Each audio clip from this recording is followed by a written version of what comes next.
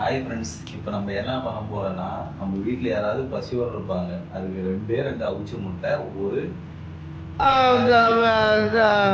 அந்த முட்டை ரெடி பண்ணிடுவோமா? சொல்லி நிறுத்துக்க வேண்டாம். அவன் நிறுத்துற ரூசுக்கு முன்னாடி வந்து போடுறான். ஒரு நிறுத்துற அவனை ஒயிட் மட்டும் ஊற்றிக்கிறீங்க.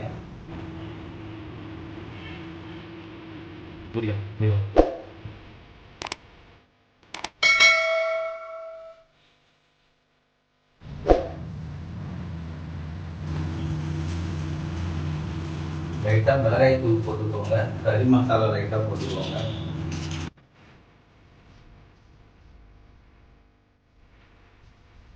முகத்துல ஒரு தேஜஸ பார்த்தேன். எதுவும் சாதிச்ச ஒரு சந்தோஷம்.